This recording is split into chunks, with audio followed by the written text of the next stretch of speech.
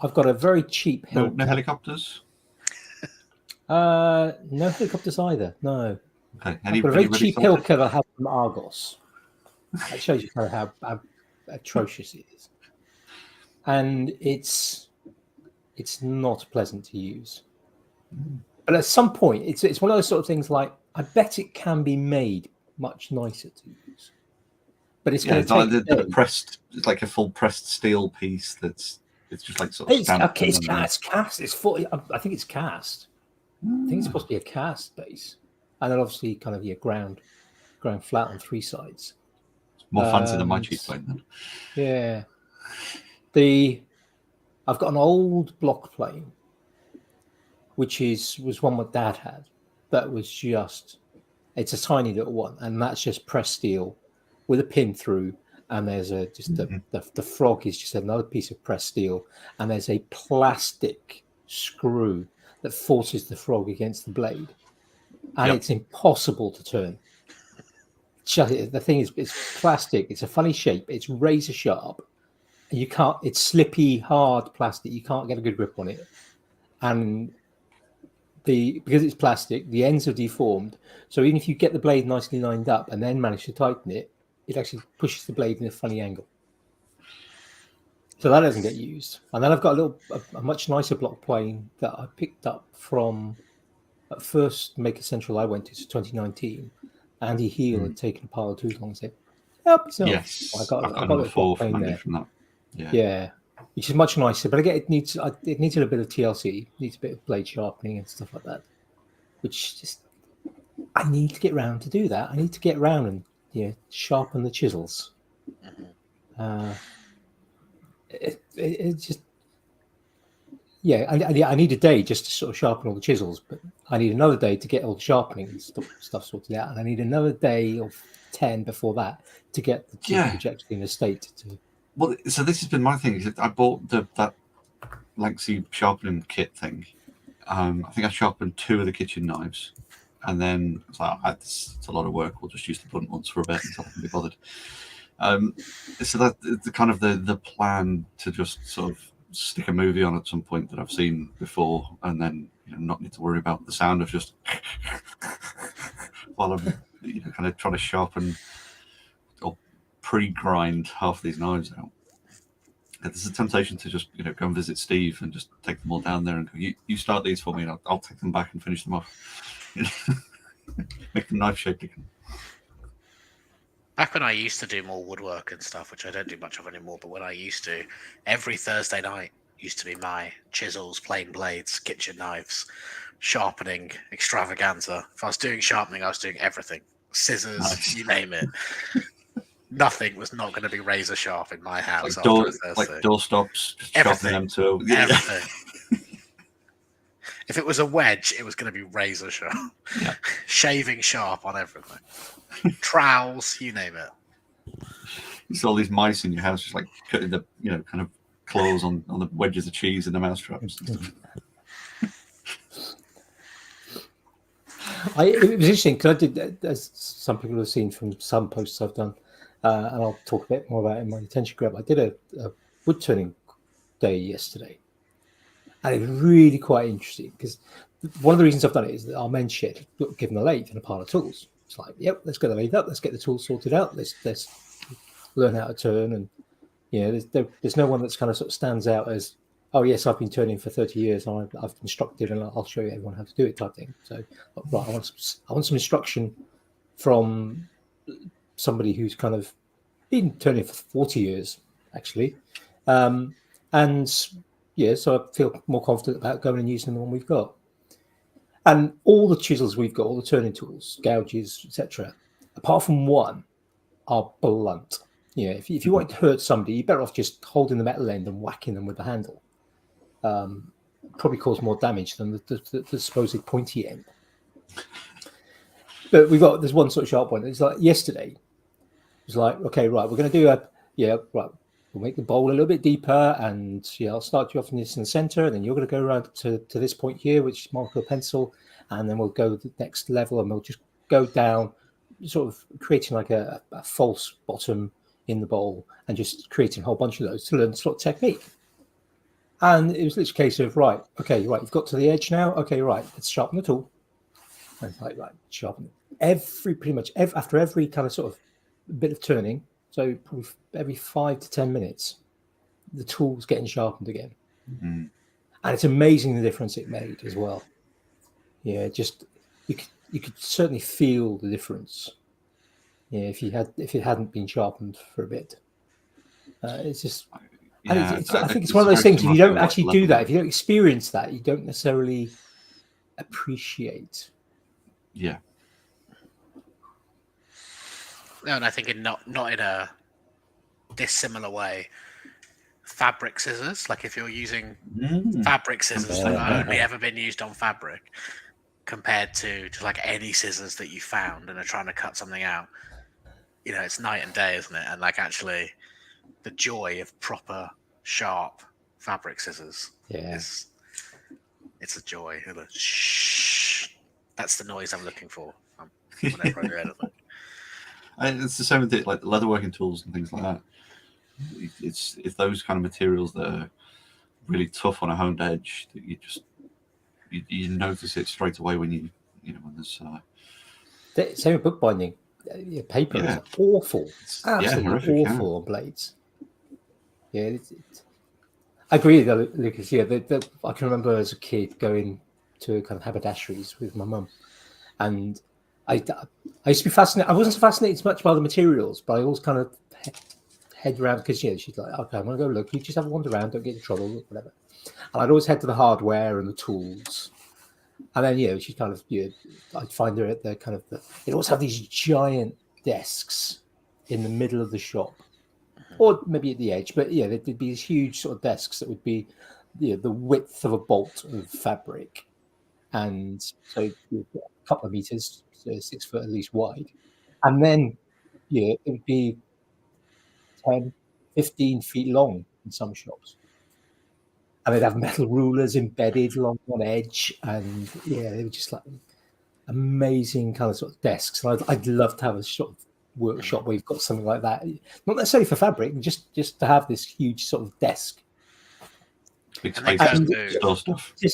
Just seeing kind of, like you say, just seeing the people working in there kind of just they'd start off and just slice through. It's just fascinating. They'd get I try it at home with my mum's sort of fabric scissors, which were not used for anything else. On pain of death. And I try it on scraps, and it's like definitely a technique to it. The scissors were probably sort of sharper, and I think they were certainly bigger than the ones my mum had. But it's having the right kind of sort of scissors. It's. I've got a pair of scissors that I had when I was working in industry many years ago, but they weren't super expensive ones, but they were nice and they were just so useful to kind of. If I'd known we were going to be chatting scissors, I would have brought my scissor collection with me. I got so. I used to work for the NHS a long time ago.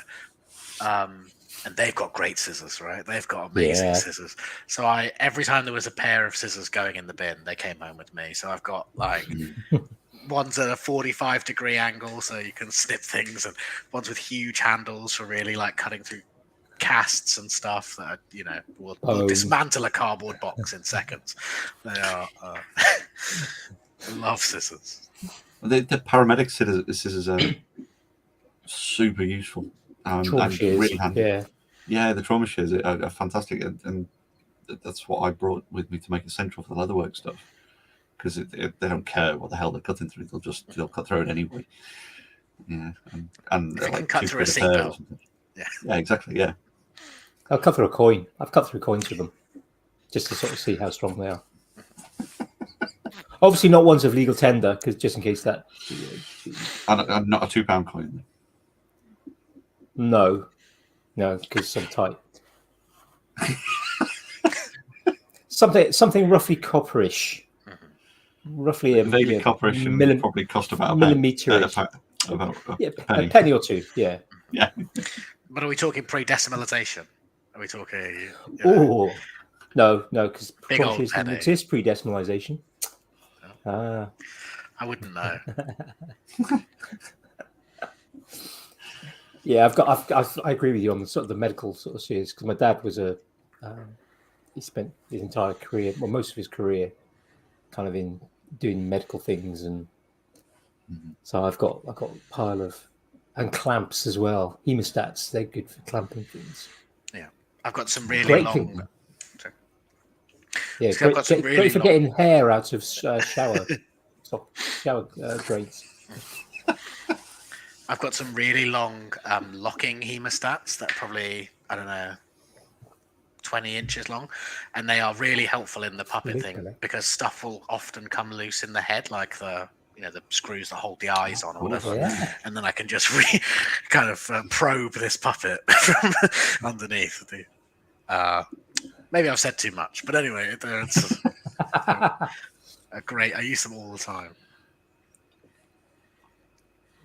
And Yeah, the smaller ones are really handy for 3D printing, for things like removing support material. I've got a couple of sets of the kind of straight ones and then curved ones, just for that kind of getting into something where you accidentally left the support material on for a bolt hole or something, and you trying to get in, grip it, and pull it out. Yeah, I listened to something the other day. I can't remember what it was now, but it was talking about kind of how, who was it that sort of first worked out that dental tools might be good for modelling. Might have been Adam Savage. Mm-hmm. The sort of thing he would talk about. And it's amazing how many kind of medical-ish toolery is actually very, very useful if you're making. I use carving. Scalpels are. I prefer them to X-Acto knives. Mm-hmm.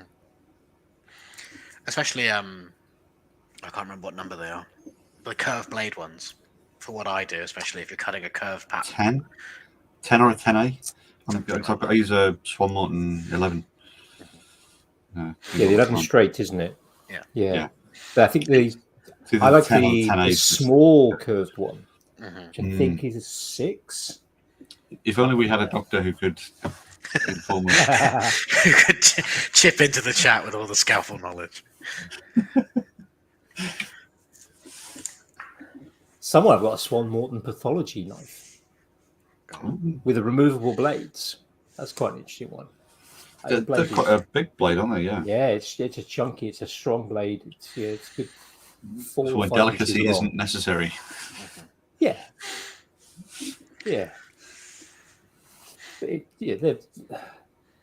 These things. I think these things are. I like when things cross over from one domain to another. Mm-hmm. You don't have to be careful crossing the streams, though. Yes. Yeah, you don't want to do that twice. Yeah. But obviously there's things like taking something from say medical to making, but also when you kind of go, actually I want to make this thing. I've got woodwork stuff, but I want to do this in metal. Okay, aluminium or brass will do, and I could use my woodworking things. Mm-hmm. You kind of sort of modify them, or you kind of, if you've got a suitable router and you mill a bit of metal with it. Being very careful, obviously. The other way around is a lot easier, though, using metalworking tools on wood. Other than fair enough, welding wood is quite difficult. I've heard. You've got to get the right wire. That's the problem. Yeah. It's just blacksmithing wood doesn't really go down to them. I've seen people do that with spoons, though. They just burn the scoop out rather than chisel it out. Yeah. Good point. Never tried that. Actually, I've done a little bit, but not actually to make a scoop. Yeah. Could be interesting. So they do it for putting the handles on things, don't they? Where you heat a bit of metal up and then just force the handle on. Yeah. Burn out the correct shape. Keep meaning to ask Steve about that, actually, or somebody who knows these things, because what was I watching the other day? Oh, about how they make Japanese kitchen knives, and they'd made this beautiful kitchen knife, and then they'd like tempered it. You know, they heated it up and tempered it by just looking at it and flicking water at it and stuff. And ages tempering the blade perfectly, and then they got the tang red hot to push it into a piece of wood. Hmm. And I was like, surely that's messing with all the metallurgy stuff that you've just spent hours doing. But I'm assuming that I just don't know what I'm talking about, and actually there's some trick to it. Or Well, I mean, he has said he knows these things. There you go. Yeah, I think I would imagine it. You've got to get the specific part of the metal heated up to the right temperatures, and conduction alone is probably not going to be sufficient to do that. You're the physicist, Andy. I don't know. Yeah, but I'm not. Metallurgy is not my strength. It's not something I've done a huge amount of. Is this where we make a lot of really wild kind of claims that are absolutely not based in any reality and put Steve on a timeout? Yeah. Yeah, we could do that. Sounds yeah. right. Sounds right to me. Yeah. I know that there's a few. If you kind of follow people like Grant Alexander and Austin Saunders on Instagram, Austin has hosted 2 years on the trot what's called High Caliber Camp, and both times they've made. First time they made a cleaver, and this last time they made a steak flipper. Both involved heating a tang up and then burning the handle onto the tang. Yeah, Well, I guess something like a steak flipper, it doesn't matter whether it's soft No. and with a cleaver, it's the mass, isn't it, that you're after, rather than the hardness. But Yeah. we know I don't know. Anyway, who knows? Not me, Steve. Obviously, that's who knows. Yeah. Yeah, and no doubt, amongst sort of knife makers and the like, there's probably multiple schools of thought and various sort of arguments. And then the scientists will come along and say, well, in theory, and then somebody else will come along, well, in practice, theory don't work. It's only a relatively new thing, this whole, metalworking and heating and hitting things and stuff, isn't it? It's not like there's a long history of it or anything. No, they're still figuring it out.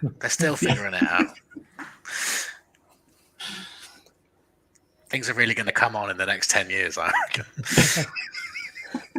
Like nuclear fusion, yeah. Yeah. Always 20 years away. The two big breakthroughs, liquid fusion and forge welding. Steve's just pointed out, yes, there are many schools of thought. But obviously they're all wrong and he's right. Naturally. Naturally, yeah. Completely understandable. Oh, I have to start coughing now. Yeah, I'm very hoarse and very tired after my my weekend playing in the south. So yeah, very yeah. Well, no, it's the lots of Large chatting. quantity of alcohol and lots of talking. Yeah, the talking before the alcohol. The alcohol was to kind of try and soothe the throat. That was why it was lots of it. Yeah.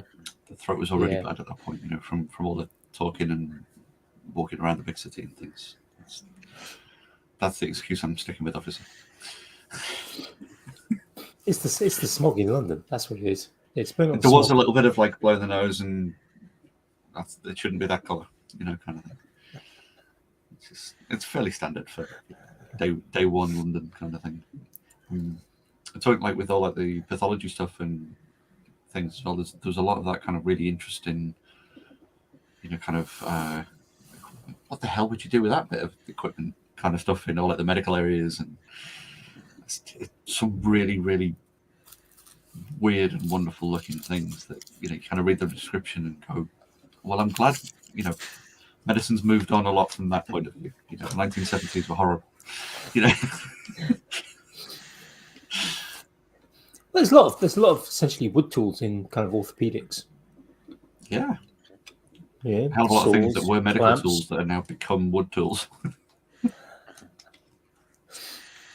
What's the I can't remember now, but there's a joiner's saw, some sort of joiner's saw that is. I can't even Yeah, remember. like it'd be like fret saws and things that are not fret saws, but like the it's a very very thin blade, but with like a top rib.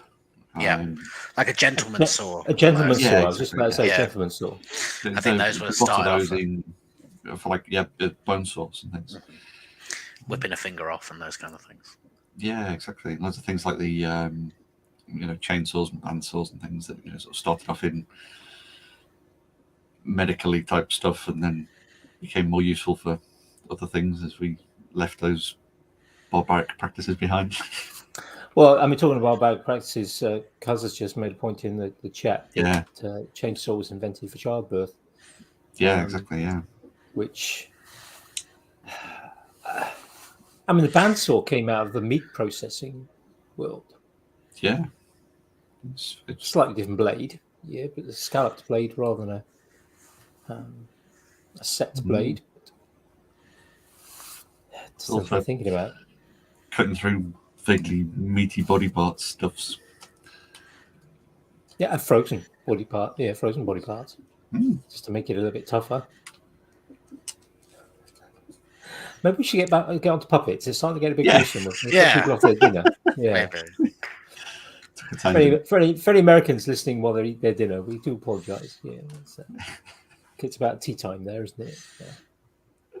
Or tea time or dinner time. Ooh. I'm making a bit of an assumption there. I don't know what Americans call it. Causes a lot of confusion in my house because I say tea time. I have to say it's bad enough just trying to do with like a sort of my wife from the Midlands and me from the North. It's I change it just myself and from the North. Yeah, because I grew up on dinner was at lunchtime and tea was dinner. Yeah. Time. Strictly speaking, dinner is supposed to be the biggest meal of the day. So if you have for doing your kind of your hard labour up in the north kind of thing, that was your lunchtime was your dinner because you need the big meal to get you through the sort of afternoon shift. It tended to be the evening meal for the. Okay. So does that count for any time you have your biggest meal? That's dinner. It's supposed to be, yeah. Okay. Well, quite often I have my dinner at like breakfast. Midnight. Yeah, or I cook for breakfast. Yeah. Well, yeah. So you could have dinner for breakfast. Since you just break it, you'd be breaking your fast with your dinner. Which does also mean if you sleep in all day and then the first thing you eat is 3 o'clock in the afternoon, it's still breakfast, even if it's. Yeah, that one makes sense. Yeah. Hard to think about having a kind of a cooked breakfast for breakfast and that being your biggest meal of the day being your dinner as well. Yeah, that was a bit confusing. One of my favourite things about this podcast and why I'm glad to be on it is that in 4 minutes we've gone from chainsaw childbirth to talking about which is your biggest meal of the day. And chainsaw childbirth smoothly. Absolutely a fantastic grunge band, I think. Yeah, I think so. Patent pending. No one's steal that. I'm having that. Oh, crikey. Yeah.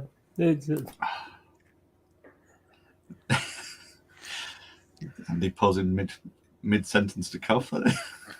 Yeah, laughing tends to get the coughing going a bit more. Yes. Yeah, still not fully recovered. Puppets. Let's get to puppets. Yes. Okay. How do you get to puppets? What are you known for? What do you do? I don't know. What am I known for? I make puppets. Definitely. Mostly. Puppets and props and stuff. Mostly puppets. That's me. I don't really know what I'm known for. I don't think I'm known for anything, am I? I think puppets. I think you know for puppets.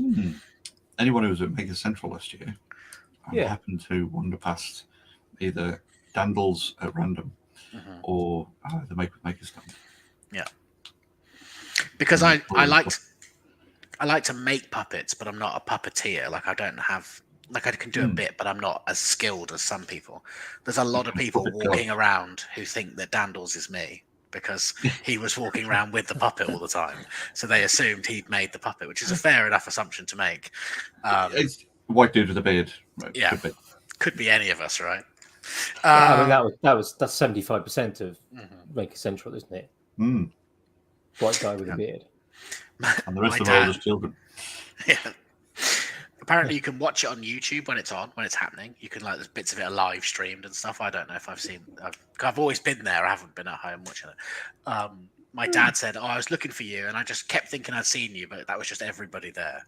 Just looked exactly like you. And I was like, "Yeah, kind of, a little bit." It's a bit of a problem in the maker community, actually, that we're all pretty the same. Anyway, yeah. So that's me. I make puppets and stuff. So how did you get into puppets? By accident, really. So I've always made things. I've always liked making things from when I was a kid up until, forever. And then when did I have my first puppet?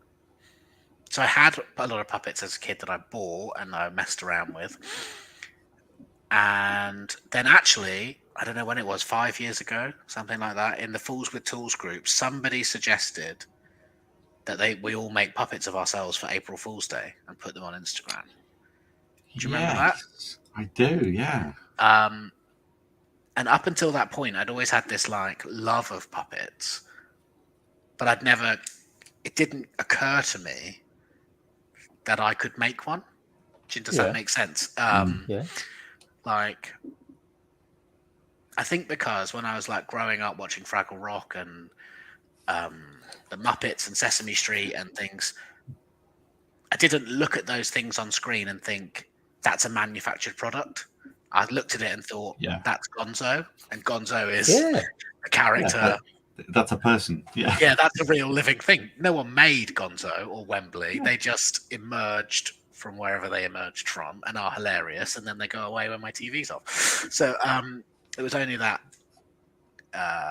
impetus, I suppose. And then I looked up some really simple puppets and started messing around, and then did my first kind of I don't know what you'd call it, flat assembly puppet, with EVA foam and cutting and sticking to make a 3D shape, and then just sort of fell in love with it, really, because it was that thing that, as a kid, those were my favorite programs. And then I had made something that in retrospect was crap, but I made it. Right? And exactly. And so that's how I got into puppets, kind of by accident. And I always, talk to my friends who aren't makers, especially who aren't fools makers. And they'll say to me, why are you doing that? And I'll say, because a stranger on the internet who I've never met dared me to, or because somebody in a group of other strange people said, let's make a puppet. And I was like, yeah, let's do quite often. And that is, summed up perfectly there. So that's how I got into puppets. And then I've just been making them pretty consistently for the last 5 years. I don't know why I keep doing it. I just really like it. It's good fun. I like things that are silly and stupid and are not, bring joy to people's faces. Yeah. They cheer, they're just a fun, stupid thing to have. And then why not? Why wouldn't I want that in my world? Why don't I want stupid stuff in my house? Well, that's a great reason to make something as well. Is for that kind of, that dopamine hit that you get from making it, and then knowing that it's something that will just, by its very presence, by its very existence, will make someone else have those same feelings. It's a great reason to do that. That's the plan, I think. Anyway, and I do. I don't do this full time. I'm not a full time maker, and absolutely no interest in being a influencer or whatever you call those, in the whole Instagram thing or the YouTube thing.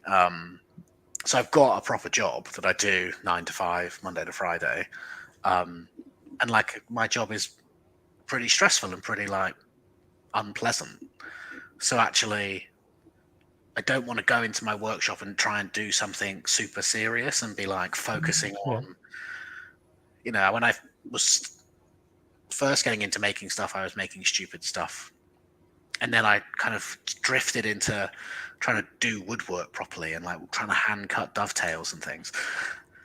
And like just found it super stressful and hated it. Yeah. And now, I just go in there and I just think, what's the stupid thing that I could make? Well, I'm going to make this. I'm going to make, whatever. I'm going to make a giant hammer. I'm going to make a cup of tea that's also a puppet. I'm going to make whatever. And then I just do it. It's fun. It makes me laugh.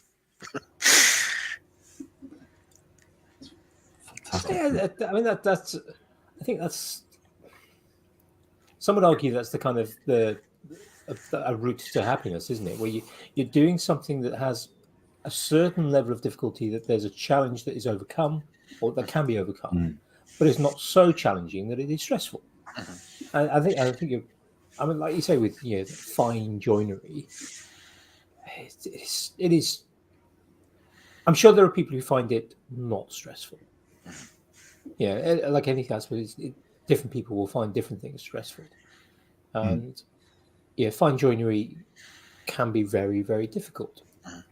Yeah, it takes a lot of care, a lot of time, but that focus for some can be just the right level of stress that kind of creates a challenge that's overcomable. That they then, gives them that satisfaction. Yeah.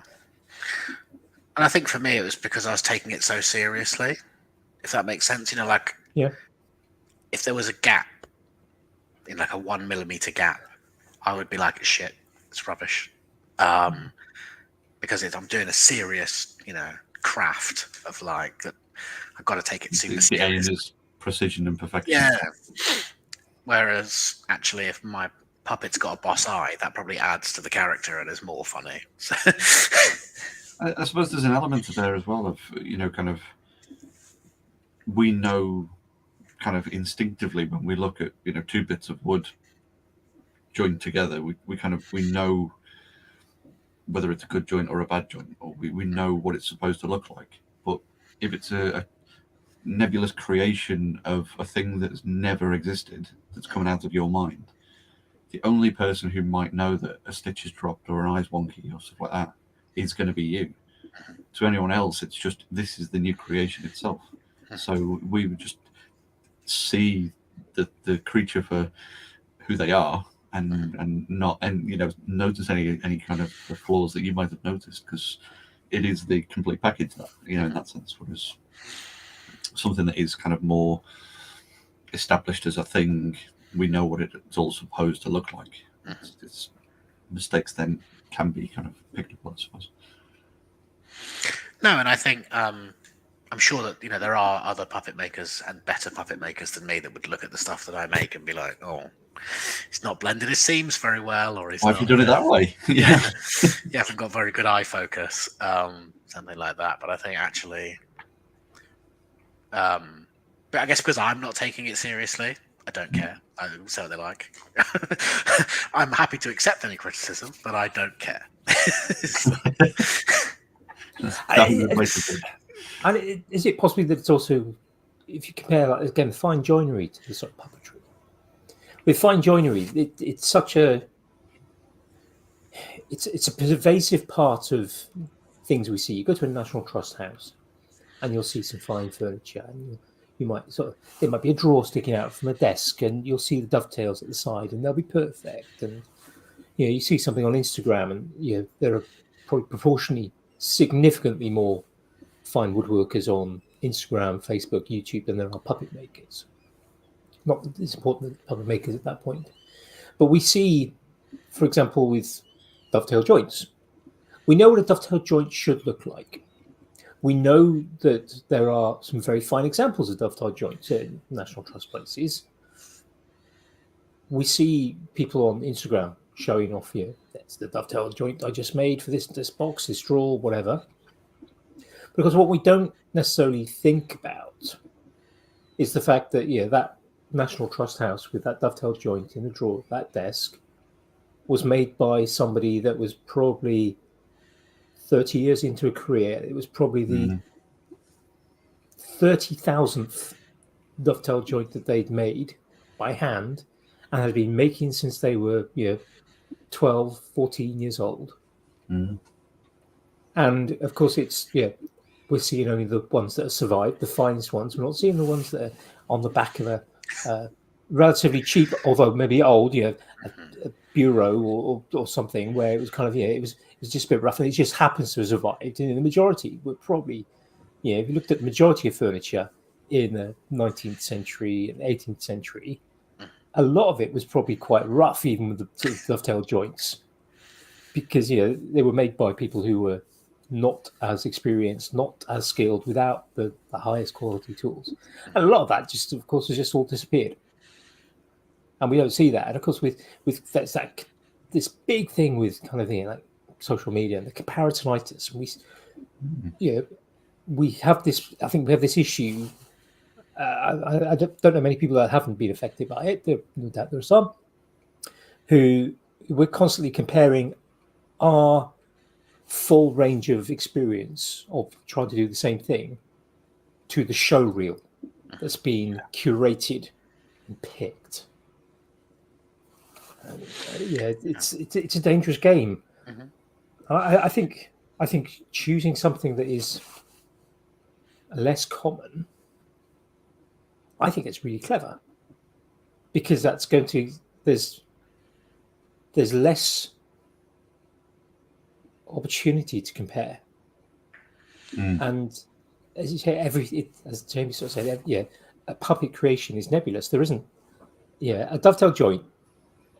Yes, there can be variations in angles, and there can be variation, with a blind dovetail joint or whatever. There's a variety of slightly different styles of it, but essentially a dovetail joint is a dovetail joint, and everyone knows exactly what a dovetail joint should look like. Ignoring kind of variations in spacings. But the general principle is exactly the same. A puppet, you've got the beauty of what was a puppet supposed to look like, however you make it. Exactly. And I think, with I don't know what I was going to call them, proper crafts or trades or something, but things like dovetail joints or things like, anything like that, I suppose, woodwork, metalwork, ceramics. It's a stationary object that's observed stationary.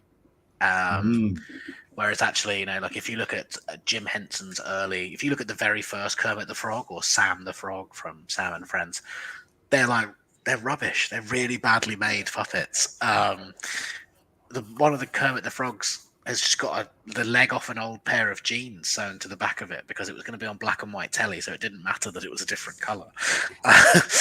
Wow. But they're so rough and ready.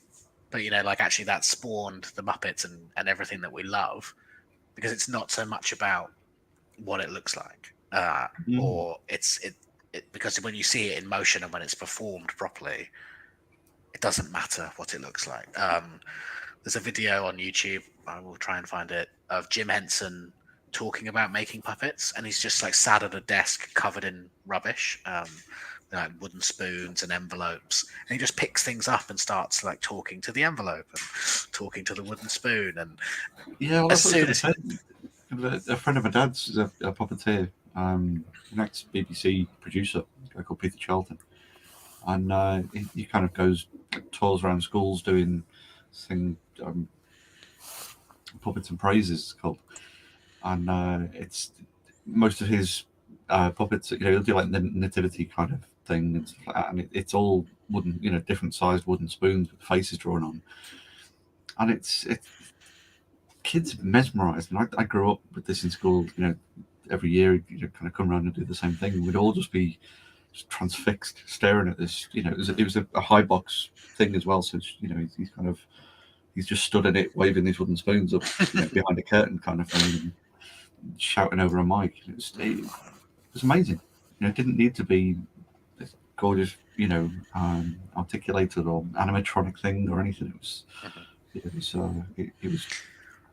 the character itself. Yeah, and I think in the puppet world, in the puppet makers world, people get really, I don't know what the word is, caught up with, obsessed with, like hiding their seams and hiding their work, and that they want it to look like an organic thing, which is great, and I totally get that, and I fall into doing that as well sometimes, and picking seams with a needle for hours, try and make them disappear and stuff. But actually, you're never going to convince somebody by your craftsmanship that Kermit the Frog is a real frog.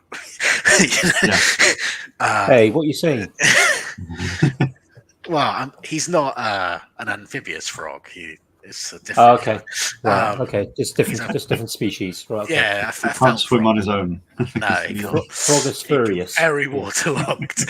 But but actually, what brings them to life is the performance. It's not so much what they look like. It's not the be all and end all of the situation, which I think is another thing about, I guess maybe what I like about it is because I'm not going to perform them. They're never really finished, so they're never really like I never have to apologize that it's a bit crap because it's only for me.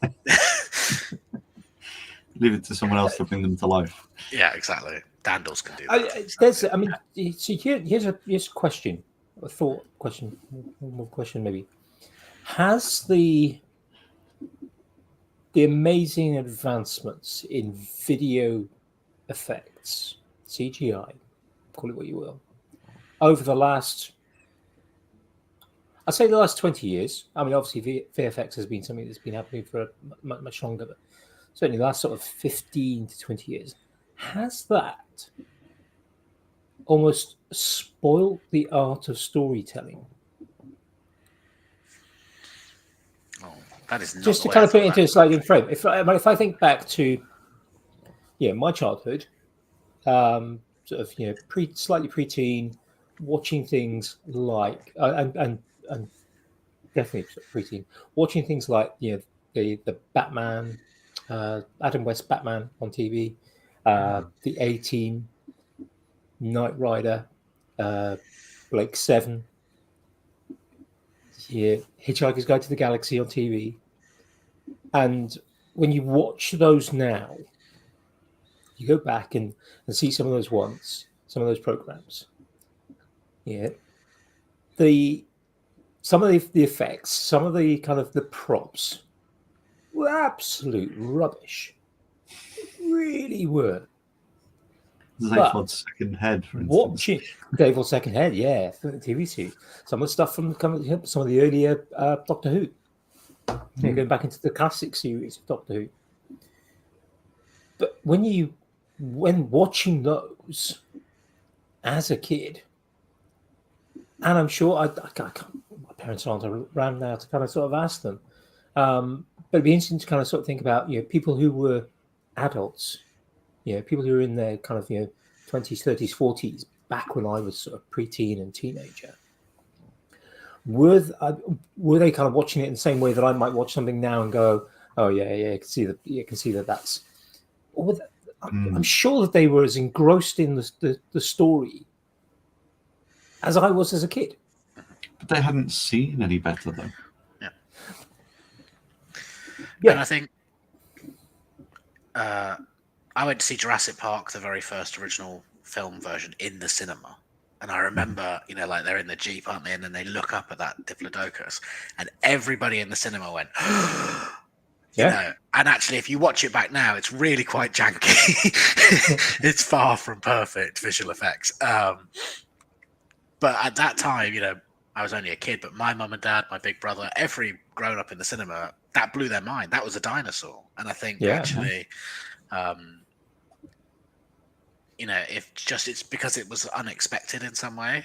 It was, you'd become used to at that point the kind of, the Harryhausen or the Phil Tippett stop motion monster. So you were sort of expecting the camera to pan up and you would have that same visual experience, and it was just totally different. So you were like, oh my God, that's amazing. And then now we're so used to that CGI thing that it takes, again, something else to make us go, that's amazing. I haven't seen the new Avatar. Practical effects now. Yeah. Well, I think it's about blending the two, isn't it? And about, having that's what's so good about things like the Mandalorian and stuff. I think is, they've got that huge, big. I can't remember what it's called, but the massive big screen that they perform everything in front of, so that the lighting is right, and then the Grogu is a puppet controlled by 10 puppeteers or something, and that just adds to the character and the actor's ability to get into the role, I suppose. And then behind that, you do all the CGI stuff that's amazing. And then the blurring between those two worlds is what makes you think like, no, because that's real, because he just picked that up and moved it, and the shadow was right, and So I think I thought you were going to say, do you think that the advent of CGI has killed the need for puppets and stuff? And I was going to say, no, I don't. No, I don't think it has. I don't think it has, because of things like The Mandalorian. I still need to watch. I've only watched one episode of it so far, so I still need to catch up with that. That's good. It's just too much stuff on TV, and I don't watch much TV. But so I don't think there's that. I think puppetry, and I think the animatronics that have been. I mean, I can remember reading books about animatronics back in the 80s. I'm fascinated by it, and I kind of wanted to sort of explore that as a route, but never did. For a variety of reasons, probably best not discussed here because it'll just take too long. It'll be too much like therapy. But yeah, I think what I see people making now with the kind of the advancements in servo technology, for example. Yeah, I had a remote control car when I was in my teens, and the servos were the only ones you could get, and they were 2 inches long, inch thick, 2 inches high. Yeah, not that powerful. Needed huge batteries to get anything from them. Of course, the battery technology was huge and didn't last very long. And now you see what you can get in terms of servo technologies and the remote control technologies. Yeah, I follow Podpad Studios on YouTube and Instagram, and when they're talking about kind of the remote control technologies they're using to control their various their R2s or their they're building one of the Battlebots from the kind of the future at the moment. It's just like so many channels plus programmable things plus and just that ability to do that. The technology has come on so far. And just materials. Yeah, definitely. And I think what was I watching the other day? The original. I don't know if it's the original, but it's the original to me. The Teenage Mutant Ninja Heroes film from the 80s or 90s. There was a Henson production, and they've got big animatronic heads. Oh, yeah, it was. Yeah.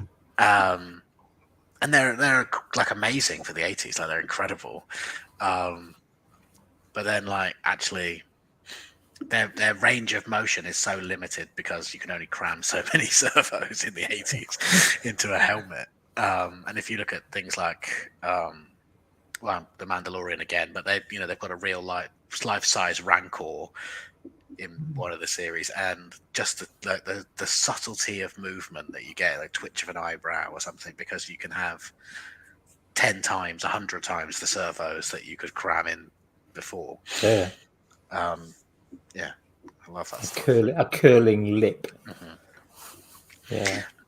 That's my next thing I want to make, actually, is a curling lip mechanism. It's not that difficult to do controlled by hand. You just have to have opposite pivots, so the bottom jaw curls the top lip and the top jaw curls the bottom lip through cabling. So yeah, that's on the bucket list. A snarling puppet of some kind. Is there a lot of kind of instruct? I mean, puppetry is not something I've explored on sort of YouTube and the like. But is there much in the way of kind of books, tutorials, or you kind of having to kind of work it out as you go along? There's quite a lot of like how to make a puppet, and the foam work and the carving and those bits, and the fabric work is quite often, how do you sew a hand, how do you blend a scene, those kind of things. But actually, the mechanism side of stuff, which is something I kind of really do enjoy, is so specific that actually I watched YouTube videos about mechanisms, and there are lots of them out there, and some of them are helpful and some of them really aren't. Actually, but if you understand simple machines, that's your better way of doing it, because essentially you're talking about cams or levers or pivots. So actually I spend a lot more of my time watching like GCSE bite-sized physics videos about simple machines than I do watching puppet things. Yeah. A crossover of worlds again, isn't it? It's mechanics, mechatronics, and there's or chemical engineering, rather. But those kind of separate things that you wouldn't necessarily associate with cloth and fur and hot glue and stitching. I mean, that's just the skin, isn't it? Underneath, that's where all the work happens. Exactly, I suppose. Because if people are only seeing that and an arm, then you forget that there's the whole inner mechanism that does all of the the stuff.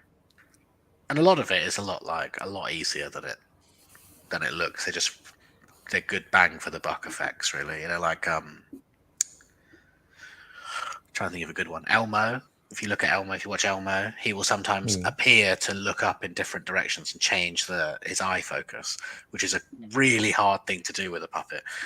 The way that they do that with Elmo is that the foam under the eyes is slightly thinner than the rest of the foam, so it's got more flex to it. So when the puppeteer moves their hand in a certain way, the eyes shift slightly or shift the other way. So it looks like quite a complicated mechanism, and then when you look into it, it's just about really good performance and slightly shaving down the foam. Of course, as far as Elmo's concerned, he's just looking up. See, because I want to know now how that came about. Was that a happy accident, or was it somebody going, "Yeah, it'd be really great if we can make the director going, yeah, can we get the eyes to go sort of different direction?" I think somebody going, "Yeah, I'm not sure," and then just trying 100 different methods to get it to work, or the puppeteer going, "Oi, Joe, if you made that bit a bit thicker or thinner, I reckon we could get that to shift around." Well, I think a lot of it's like standing on the shoulders of other people. So, Kermit the Frog is a great example of all puppets, really, because he's essentially a sock puppet. He's not a complicated puppet at all. There is nothing to Kermit the Frog. There's not really. I mean, the modern Kermit the Frog that you see now is a lot more complicated, but the kind of original one, probably up until Jim Henson's death, was basically a sock puppet with ping pong balls on and gasket rubber for the mouth. And there's so much range of performance from that, being able to bend the mouth and twist it. And so I think it comes from, I can't remember the puppeteer for Elmo who really made him famous, but it'll come to me at some point. Actually growing up watching Jim do that, and then looking at how that performance was achieved, and then putting your hand in a more modern foam built puppet and thinking, oh, this is clunky comparatively to that sock puppet, and what I want is to be able to flex the eyes or bend the lips, and how am I going to do that but keep its shape? Well, I'll just I'll thin that down, I'll sand that down a bit. I think that's one of the other things I really like about the building and making of puppets, is that nothing about it is fancy. Nothing about it is, I mean, sometimes it can be kind of complicated and it can be tricky, and materials can be expensive and all that kind of stuff. But actually, it's just problem solving with what have you got available. Quite a lot of puppets are carved from foam footballs or are you know, their inner support is a coffee can or a Pringles tube or something. So it's like somebody's just been sat at a workbench being like, right, I need to make beaker. What am I going to make beaker from? Oh, right, okay, I've got this cardboard tube from the inside of a carpet. I'm going to cut a mouth in that, I'm gonna spray glue some pink stuff on it, and I've got beaker from the Muppets, So yeah, it's good fun. I would recommend everyone try it. Props in general, isn't it? Kind of. So whatever you've got to hand, because it's got to be done quickly and simple stuff rather than custom stuff. And yeah, I always like I can't even remember what film it is now. Talking to you guys just makes my head go blank. But there's the Star Wars with the ice cream machine, right? You know what I mean? You heard about this? The guy in the background who's carrying a home ice cream machine because it looks vaguely sci-fi. It's like white and bulbous. And is it like the canisters that they? Yeah, they're in Cloud City. So, but it's just a standard off-the-shelf ice cream machine that you could buy when the film came out. It wasn't even like pre-release or anything. I just love someone saw that in a shop somewhere and gone, "That's vaguely sci-fi, canistery. We'll cut the flex off, give that to some guy to carry in the background." I like watching come across the channel called The Smuggler's Room. Yeah, that's it's a Star Wars geek. Yeah, Brian, can't remember his surname now. Brian something or other. I think it's Brian. Might be something else, but and he's basically kitting out, as a few of these sort of Star Wars guys do. He's kitting out. I think it's his base to be kind of completely Star Wars themed. So he's making a couch, and it's just like one of the couches you'd find in the Cantina or in the Millennium Falcon. And this table, the walls are covered in kind of little greeblies and mold stuff, and it's fascinating watching the thought process that goes through. He's got just boxes and boxes of things that are remotely sci-fi looking. It's like, oh yeah, we can take that apart, and if we add that to this, now that looks like a bit like a dial. And if we add a bit of a backlight to that, it's going to really just bring it out. And it's fascinating to watch. I mean, when you hear discussions like with Adam Savage talking about his days at ILM, and or maybe examining a prop, and going, that bit there, that just came from an Airfix kit. And this bit, the classic, of course, is the Luke's lightsaber being a Graflex flash gun handle. And you can't buy a Graflex flash gun handle for love nor money because everyone wants them for lightsabers. Yeah, rightly so. Yeah. No. And I think that's the thing that I just like is that kind of simple. It's not simple. It's a complex process to find a simple solution to things like that. Actually, it's not as easy as I think people. Because what they could have done back in, when they were releasing Return of the Jedi or something is, New Hope. God. Anyway, is or just Star Wars when Star Wars first, mate. It's just Star Wars. They could have sat the machinists down with a drawing and said, right, I want you to mill me out some aluminum. I want this, spherical thing with buttons and all sorts of dials and cogs and wheels on it. And it's going to cost you X amount of dollars and it's going to take this much time, but it's going to be great. Or, we could find a flash handle and it serves the purpose and conveys the message of the story. And then you can go out and buy one yourself. You can find one in a charity shop or down a book fair. It's a very good point, though, isn't it? Because that's the kind of I suppose as you said before, Andy, with the VFX taken away from things. We're probably part of quite a niche demographic of the people who will watch something like one of those shows and look at the props and look at how did they make that, or what's this gone into this, and rather than just sitting and enjoying the story as it's being told to us. The story is kind of secondary to all of the fun stuff that we go, oh, look at that, wonder how they did that, I wonder how this is made, or wonder what that used to be. And I think it's generational as well, a little bit, because of a certain age or approaching a certain age. Like my sister-in-law is in her early 20s, and she does computer design and graphics and I can't remember what it's called, but animation and stuff.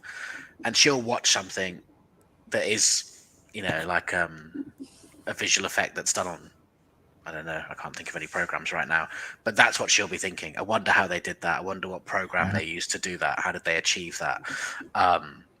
So it's the same thought process that I have, but I just don't know anything about computers. But you're looking at Kermit, you're looking at BK, you're trying to kind of go. I think, and I think, Jimmy, I think you might be right there. I think it's an element of we are that certain type of people who are looking for kind of that. Does that spoil things for us?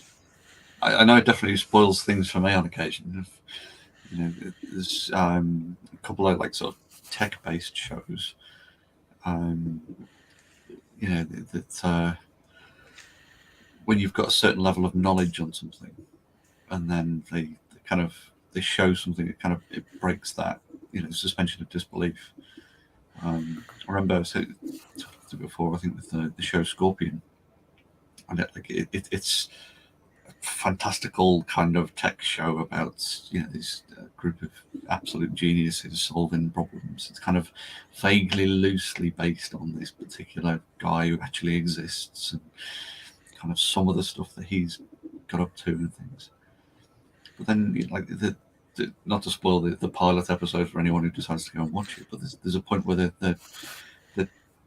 a like a 747 that's it just happens to be the only plane that hasn't had this update that's grounded all the air traffic controls and knackered all the other planes. And there's just this one aircraft that's still in the air that's isolated from the automatic update from ATC, and they decide the only way to save, they can't get the original software to reverse the update, and lots of the fear and everything. So they get a really, really, really fast car, and the guy's got a laptop, and there's a person driving. He flips the lid off in the car, and as the plane comes in super low, they've got one of the cabin crews has got a really long Ethernet cable and it's sort of hanging off the landing gear, hanging the Ethernet cable down as they're driving down the runway in this like Ferrari with, he's got the laptop there and he grabs the end of the Ethernet cable, plugs it in, grabs the code, he's like pulls the file straight off the thing and, saves the day. It's like the whole sequence took about 5 minutes of driving down this runway while this plane is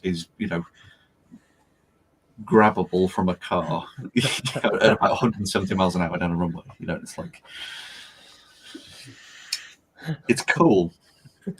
That's not how that stuff works. Yeah. Have you heard of Bluetooth? That's what I'd be thinking. Have you heard? This is like, it's like this is the only interface we could still use, and it's kind of there was a story there that kind of that meant that was the only option they had. But it was even still, it was that kind of, even if that was the only thing you had, that still wouldn't work. Yeah. They're saying as soon as it was going to land, it was going to get the update, and it was going to wipe everything out and destroy the whole airline industry. I don't get that so much with puppets and things, because I still, I will sometimes watch something and I think, how do they do that?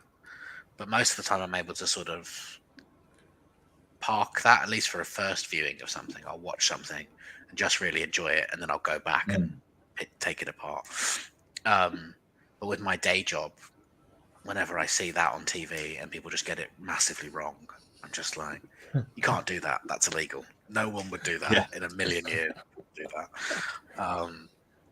Then I'm just out. Just like, no, I can't watch that, because it does not take a long time to Google what a social worker does and then put that in the script, right? Just follow what we actually have to do legitimately. Yeah. It's not as good of a story. Yeah, well, this is it, isn't it? It's fine that my dad and I used to watch Casualty. Yeah, kind of the first few series of that.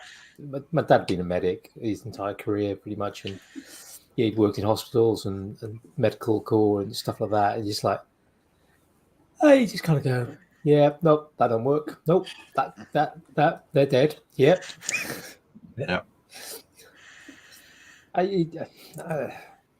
I sometimes I funny issue. Sometimes I can switch off my kind of knowledge of certain things.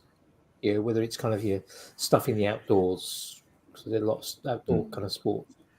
Whether it's medical stuff that I happen to know about, whether it's making electronics, physics, science, teaching, whatever, and you kind of go, yeah. Sometimes I can switch it off and go and just enjoy the story. Yeah, and oh look, yeah, oh yeah, right, yeah, watching MC Marvel Cinematic Universe, and oh yes, you got this thing the size of an aircraft carrier, and it's just it's got a few largish fans and just staying in the air. Yeah, it's just not going to work. But I can kind of if that's turn the the only physics problem you've got with the MCU, it's not the only physics you're problem doing on well. the MCU, but it's I can turn off that kind of oh, maybe I could use that as sort of some problem to give to some students at some point. But I can turn it off and just enjoy the show. At other times, I kind of watch stuff. I don't know if it's just when something's just particularly bad. I can't think of an example now. There's been a few things where I've kind of just gone, no, I'm not watching the rest of this, and just kind of you walk away from it just because it's just like this is so bad. It's not even suspending disbelief. It's not bending the rules of physics. It's just rubbish. I think I'm okay with it. It can be as wild as they like, but be consistent. Like I can't watch Ant-Man. I can't watch any of the Ant-Man films because they're like, oh, he shrinks down in size, but he retains his mass, and then he'll run along a piece of spaghetti. I'm like, well, he still weighs however much he weighed before. You can't have it both ways. You can't have him punch with the force of an adult man and then balance on a popsicle stick. That is against your own rules. Yeah. Do you know what I mean? And that I'm out then. As soon as it breaks their own rules, I'm done. I can't be. I did say a thing with that with the kind of headcanon idea of how to kind of retcon Ant-Man to make it less annoying from that point of view. And the headcanon was that Hank Pym was incredibly suspicious of the Starks because he was convinced that Howard was just going to try and figure out how the Pym particle worked. So he just lied, flat out lied. And that kind of makes you go, okay, yeah, that kind of works. So like all of the claims that they make about, kind of being, if you can retain the mass when he's that small as Ant-Man, but then can be Giant Man and not just, collapse under his own weight. Float away. Yeah, exactly. It's that we just don't know what it does. That's the kind of that just about makes you go, okay, yeah, I can believe that. Yeah, I'm happy with that. Okay, I've got a lot of catching up to do on the Ant-Man franchise now. I can just go, right, it's all bullshit. That's fine. Yeah, we're not supposed to know how it works because Hank Pym doesn't trust us. Fair enough. I'm not trustworthy. I would tell everyone I can't be trusted. No, okay. I mean, if I knew the secrets to it, I would tell Tony Stark as well. Yeah, me too. Anything for an in, right? You never know. That's too right there.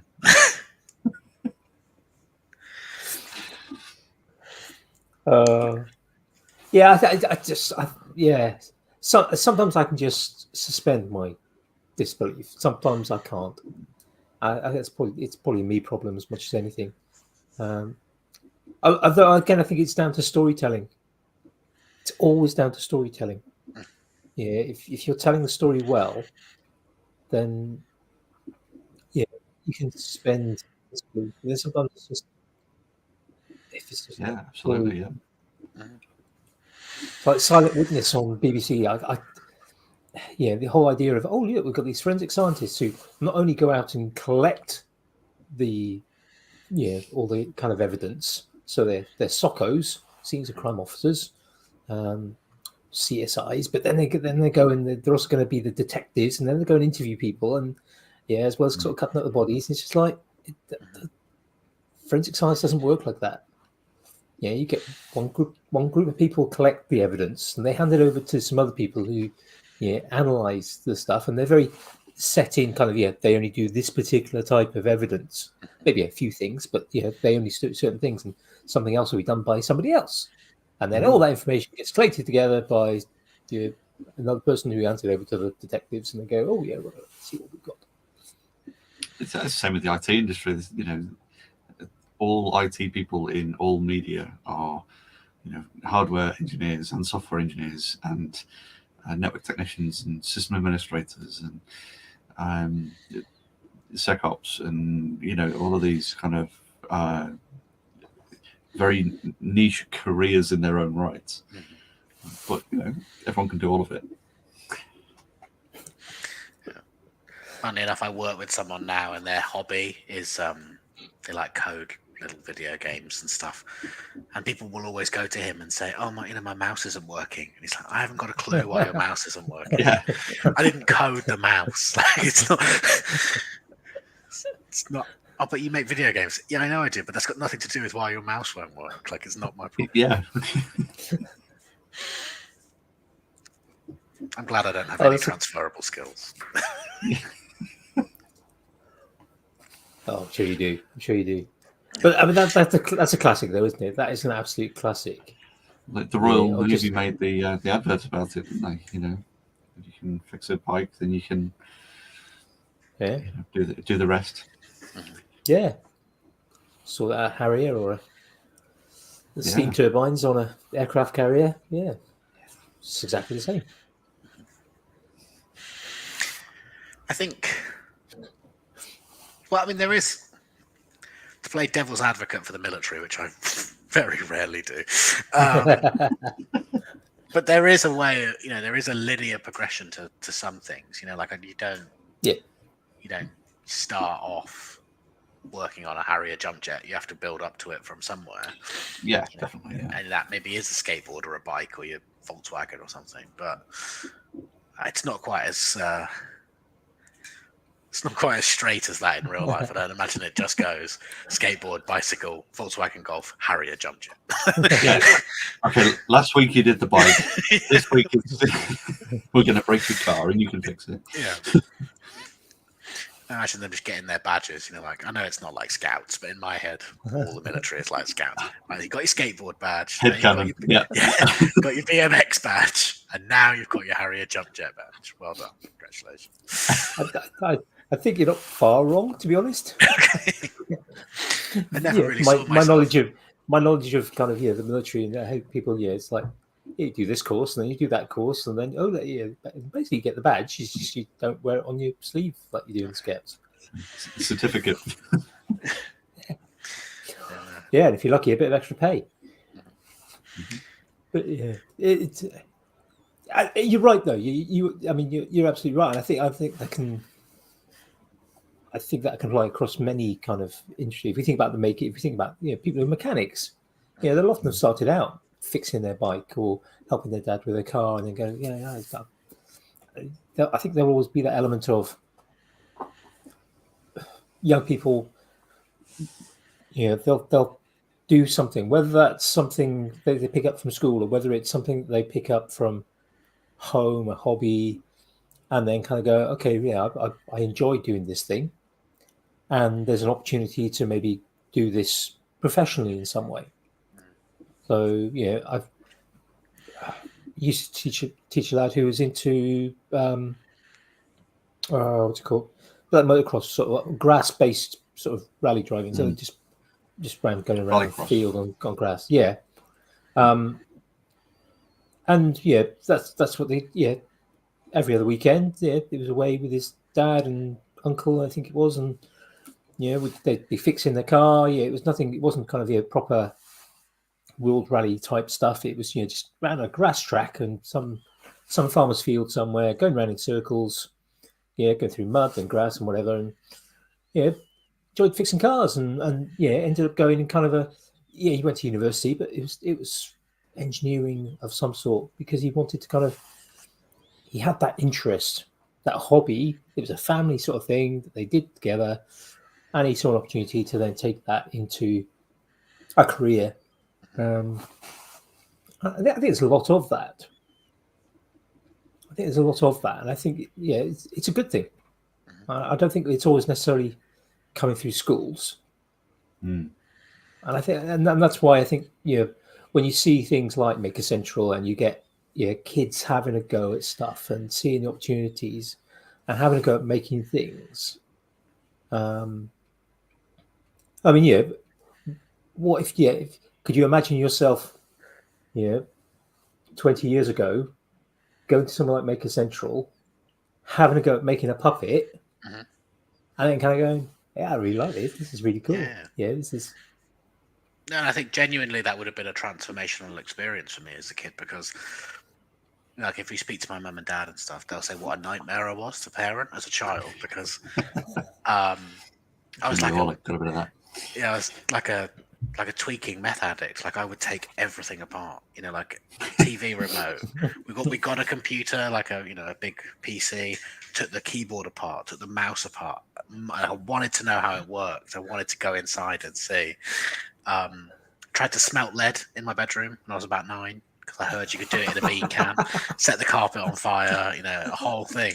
So yeah, obviously, as you do. And they just, I think my folks, they're lovely people and they were great parents. I'm not a criticism of them. I just don't think they knew how to channel that into anything. Whereas if I think I'd been... There's no manual. No, There's no parenting manual. Haynes did one. I've got the dad one. It's pretty good. But actually, if there'd been a Maker Central or something like that, or even YouTube, and they could have just pointed me at that and gone, there's loads of other people actually that like to take stuff apart and see how it works, and that probably would have, been a very different. Because then I would have been taking stuff apart, and then I'd know how to put it back together. And they wouldn't be quite so cross when. I did a clock once. I can't imagine all the parts went back in. No. Yeah. No. And I once, I can't remember what it was. I took apart something electronic, and it had like a 90s circuit board in there, and there was a big resistor on it. Those big blue ones, like a barrel-shaped resistor. And I thought to myself, being like 9 or 10, there must be something inside that. It's got to have other moving parts in it. So I cut it in half with a bread knife to see what was inside. And obviously there's nothing inside, just whatever that material is that resists. And obviously whatever I'd taken apart was never going to work again unless you swapped that part out. But I just put it back together and never told anyone until they listen to this podcast and find out that that's why whatever it was stopped working. So yeah, sorry. Push it back together, a spot of glue. Oh, I didn't even glue it, I don't think. I just re-snapped the plastic and was like, I don't know what you're talking about. Somebody else's problem. I think... Go on. No, I was going to say, I think, definitely in terms of, like, I work with a lot of children who don't fit the traditional education model, so to speak. They're not the kids who are going to go to university necessarily, or who are going to do academic courses. And there's almost like a resistance I come across with teachers about encouraging children or young people to do things with their hands, or to do things that are in some way, like creative. I remember working with a young lad who, and I can understand why people were worried, but he was fascinated with swords and knives and things. And I said, can be worrying. Yeah, it can be worrying, right? But actually, he wasn't fascinated he wasn't wandering the street carrying a knife, and he wasn't fascinated in he also loved serial killers. He just loved samurai films and loved, and just stuff like that. And I said, well, why don't you've got to, he was receiving extra funding for extracurricular educational activities. And I said, there's loads of blacksmiths and swordsmiths and people who make armor and all sorts of other stuff that you could pay them, I'm sure, to show this kid how to forge a little blacksmith's knife. And that would, no way, Jose.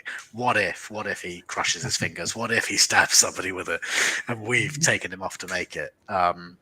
Well, I just think it's about just exposing children to, the curriculum's great and it does its job for 96% of children or whatever it is, but actually for that 4% who don't fit the curriculum, they are either going to end up in work that is non-rewarding for them, or they're going to end up doing something weird.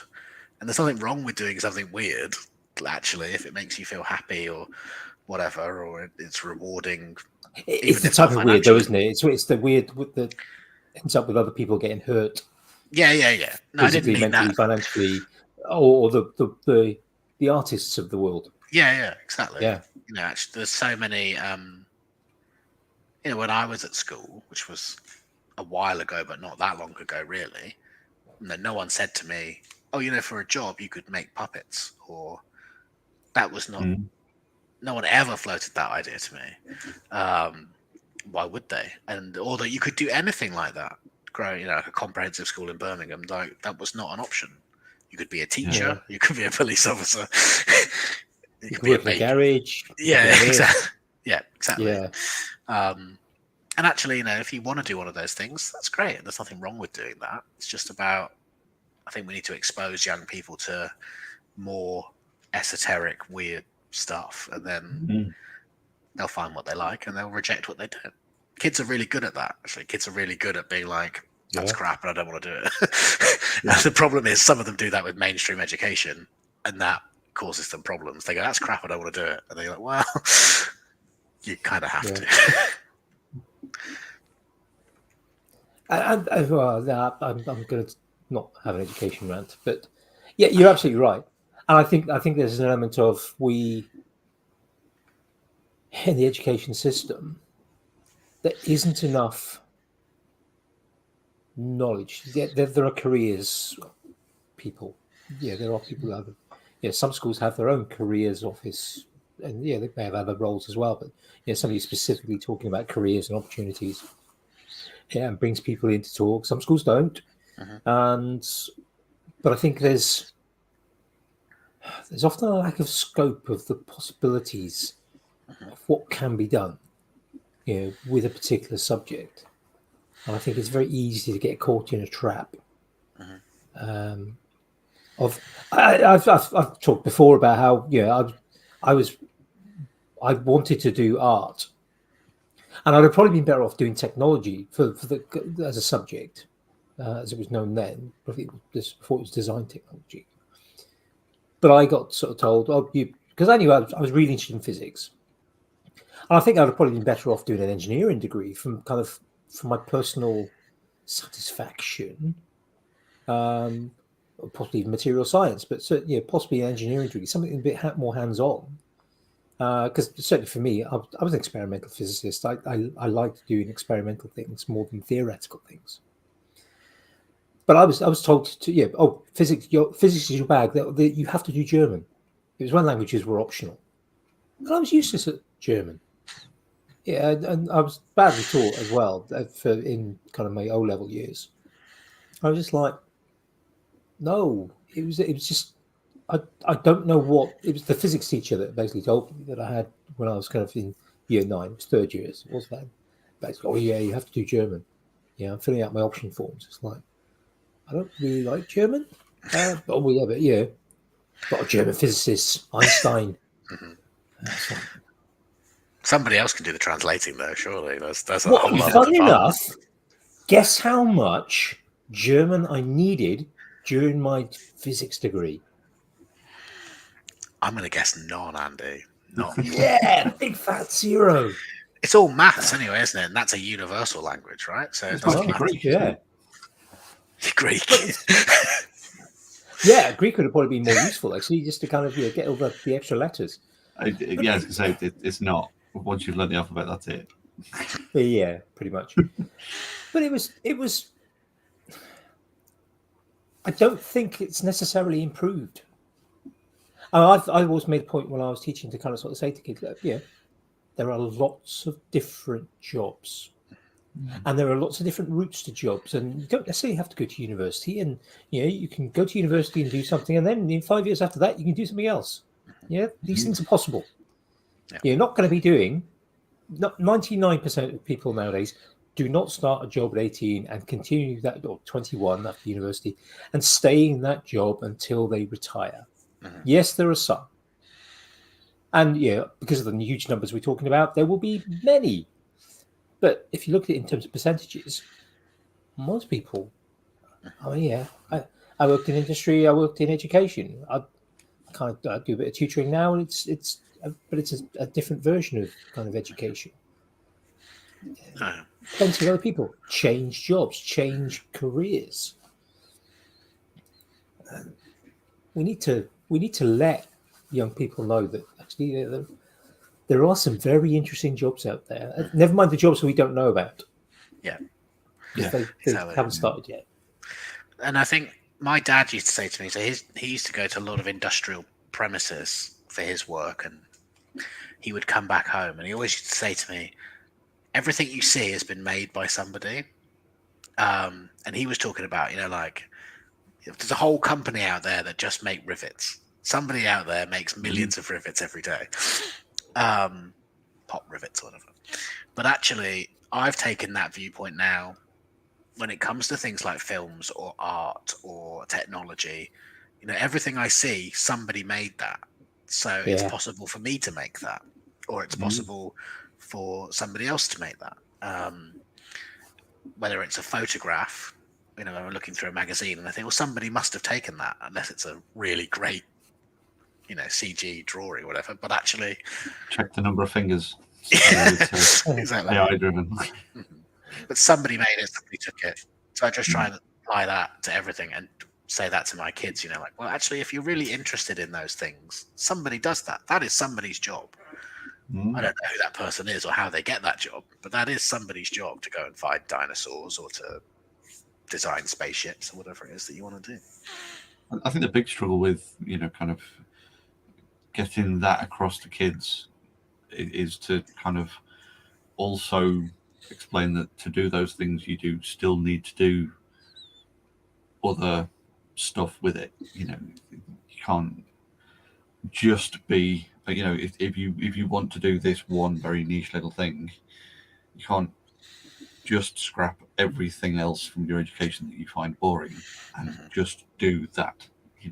Yes, you can make a living from playing video games, but you still need to then do things like work out your finances and survive in life rather than just the video games. It's trying to get across that yes, some of this stuff might be boring to you now. You still need it, even if you are going to aim for insert weird career here. Kind of thing. I always when I'm talking to young people about this, reference Dr. Dre, the rapper Dr. Dre, or 50 Cent.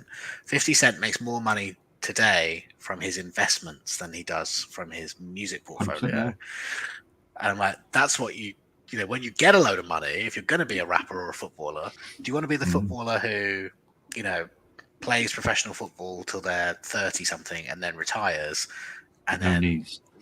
No knees and no options really for future employment, and they've wasted all their money and they actually, or do you want to be the footballer who has invested that wisely and understands how those things work and understands how you calculate compound interest and whether that's a good loan to have or a bad loan to have? Those things are useful. The or your accountant is ripping you off. Yes. Yeah. The response I get most often is, I'll pay somebody to do that. Which, that in and of itself is a good answer. Yes, it is. Because knowing when it is a good idea to get someone else to do it is also a skill in itself. But you need to know if they're trustworthy. I think that's the thing. Yeah. Like Andy says, make sure that you can do the sums well enough to know, actually, I should be getting more money back than that or less money back than that. I think Shaq's the same, isn't he? He's, the amount of stuff that he's invested in and that kind of stuff. He's the same. He's just become a businessman now. There's a really funny video about him being offered to invest in Starbucks. I don't know if you've seen that going around. It's his biggest regret is that somebody said to him, "I'm going to build loads of Starbucks in black neighborhoods, and I want you to get involved and be part of it and give me some money." And he said, like, growing up where he grew up, he never saw a person drinking a cup of coffee walking around. He was like, "No way, I'm not doing that. That's a waste of money. You're going to buy all these premises and nobody's going to drink this coffee." And then now look at Starbucks. Like every country in the world, every street in the world, a million Starbucks. Anyway. Yeah, pretty much. Yeah, that would be a bummer, wouldn't it? It's just that kind of, oh yeah, I could have been a billionaire by now. Instead of just a multi-millionaire. He's got a hard life, I imagine, Shaquille O'Neal. I think. I mean, I'm sure he has. Everyone's got their own stresses, haven't they? But Absolutely. I don't think money is one of his.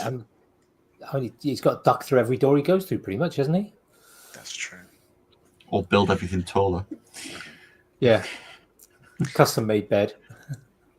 Yeah. Custom-made duvet. Unless he likes his feet sticking out the bottom. Thick socks. I mean, that's why I like being short, right? I know, like, I'm not short, but I'm like 5'8", 5'9", so I'm not a tall person. Taller than me. Only slightly. If you hadn't crushed all your vertebrae and knees climbing up and down rock faces, Andy. Yeah, well, this is it. I'm shrinking. Yeah. But like, you know, an economy seat's not great on a plane, but it's all right. It's livable for me, and like actually, I got plenty of room in my shower and bed. Yeah, there is the kind of the gorilla thing, you know. So there is that kind of sort of proportionally in all the kind of different dimensions is awkward. You know, sat on the train earlier on the way back from London and just realizing that I'm broader than the chair is. So, you know, you get the bumps in the shoulder as people are walking past, or, you know, someone's got their bag on the middle seat and you sit down and the elbow goes straight into it. Yeah. Everything needs some sort of accommodation, you know, to kind of fit in. So imagine what Shaquille O'Neal's life is like. Live in hell, probably. Yeah, exactly. Yeah. There, but for the grace of God, go on.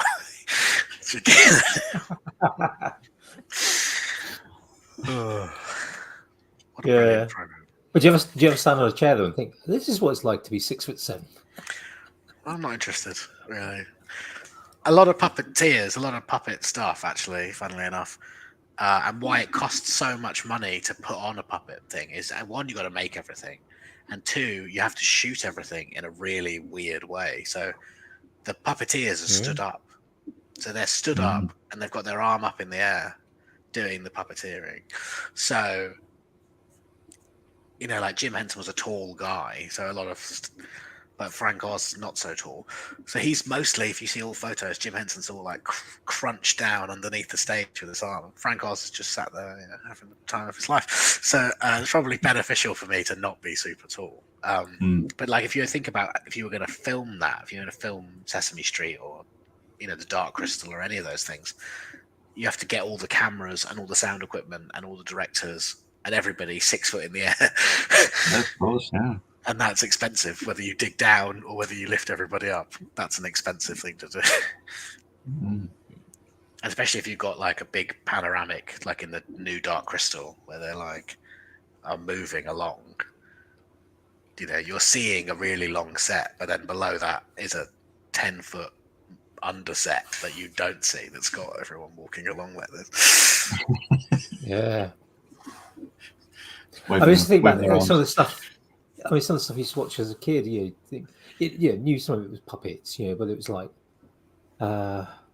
Thunderbirds and Captain Scarlet and Stingray. And I was thinking more like, you know, the thing with Bungle and Rainbow. The program Rainbow, yeah, and they were kind of so they'd have humans involved. That's just in the sweep.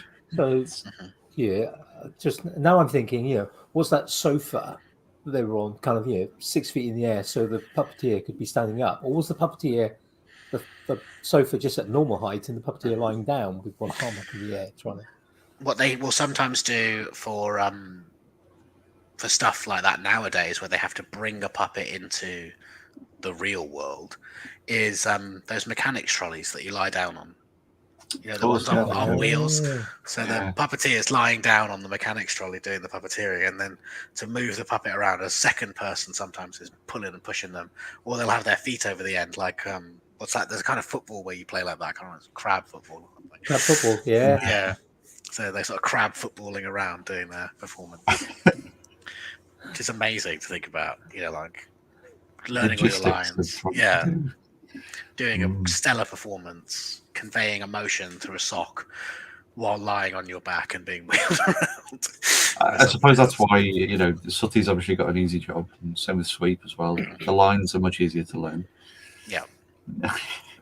But harder in some ways because it got to make you, you know, you wouldn't care about Sooty and Sweep if you just thought that's a glove.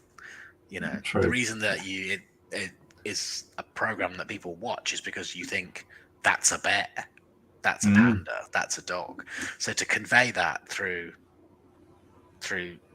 just your fingers and a squeaker, that's a hard bit of performing to do, I think. And not being able to see the cues of the human actors that you're working with. Mm-hmm. So they do that a lot with a video relay, and I think like if I had the time and the money and the technical know-how, I would love a Big Bird suit. I'd love to make a Big Bird, and that's got a video. There's no way of seeing out of Big Bird. You can't look out of Big Bird. Of course, yeah. He's got a monitor inside. You could do it with the VR goggles now. You could do it with VR goggles now. That would be amazing. Yeah.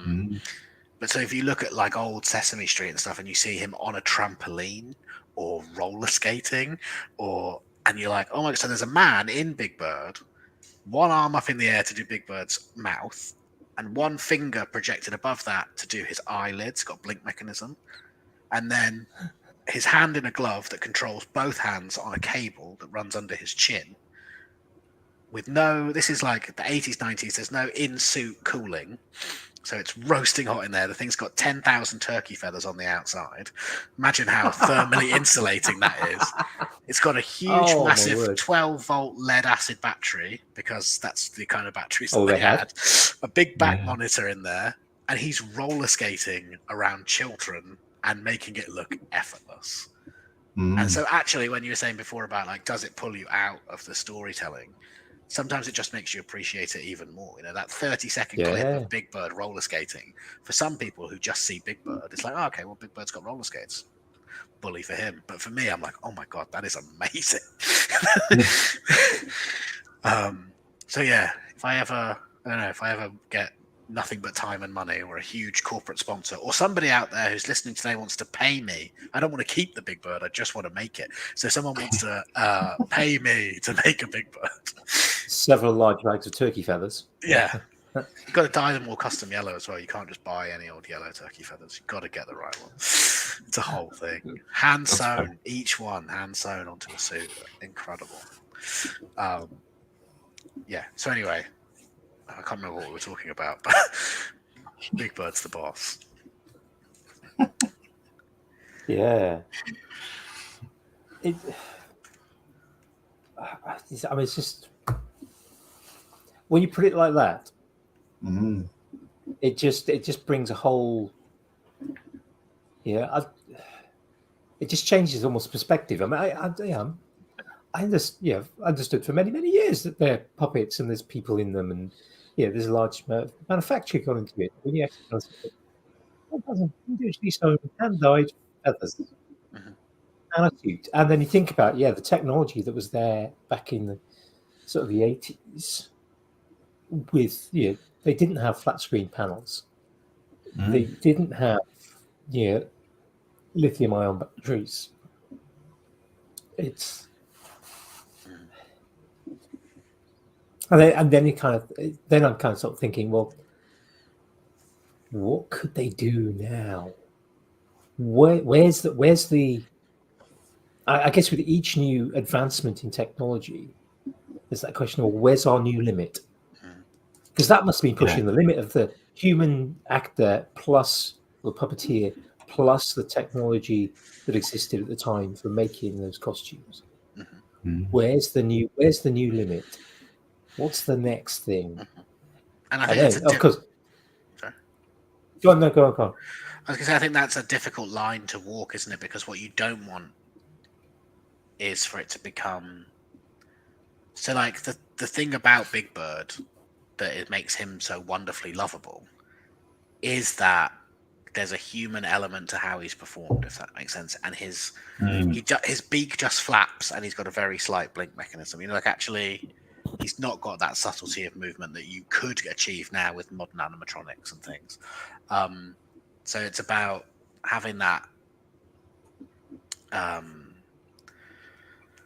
you know, not losing that human touch or that handmade touch of what makes Big Bird amazing, but at the same time, you know, making it, I guess, easier to deliver that performance with a flat screen panel and a lithium-ion battery and little fans and stuff, or VR goggles. I'd never even thought about that. That would be a game changer. I'm sure that's a game changer. Yeah, they have a amazing. VR remote control puppet. So rather than just, if you're going to do a puppet with like a flappy mouth, rather than just having like a joystick to control that, because you want the ability to move fingers separately, they have like a VR gauntlet, you know, like a SNES power glove that they put on to perform those puppets that are too small to have a hand inside. So that, like the doozers off of Fraggle Rock, they're performed by a VR, like a nice glove thing. So anyway, sorry. That's Interrupting to ramble. But I mean, it's sort of a like the medical robots and things, isn't it? Where they've got that kind of remote. Laparoscopic. Yeah, where you've got the person in another room or another country, you know, doing that kind of remote movement of it. But yeah, it's crossing the streams again. It's I mean, I guess not the important thing. The wonderful thing is if you can work out where that next step is, and get involved in taking that next step and kind of presenting those things to the people who are going to tell the stories, and taking it to that next level. Well, I suppose it's like you said before, Lucas, with Grogu and things. You know, the kind of the level of technology and electronics and stuff involved in it. You know, to have things like programmed macros to say, oh, you know, you hit a button that says blink, and it will actuate the selection of servos that does the blink mechanism, rather than having to rely on being able to grab all the bits with the right fingers and things like that. I suppose it's that kind of element to it. And I think it's about the next thing that I kind of see actually is the two overlapping more. You know, like actually with Grogu, it's a great example because he's a puppet. I think something like 90% of the time, but not all the time. And sometimes he's a puppet, and they'll add a reflection on his eye that they couldn't get in real life, or you know, and just kind of.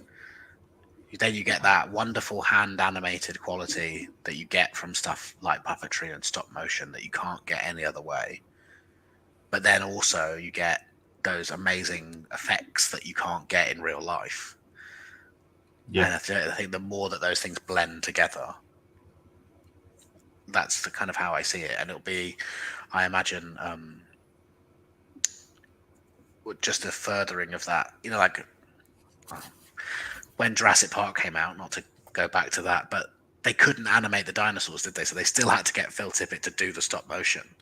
And then I think there's been a divergence away from that. And like, actually, you know, we don't want to do that old fashioned stuff. You know, computers are the way to do it. We can do it all on a computer. And I think actually over time, people have realized that no, you can't.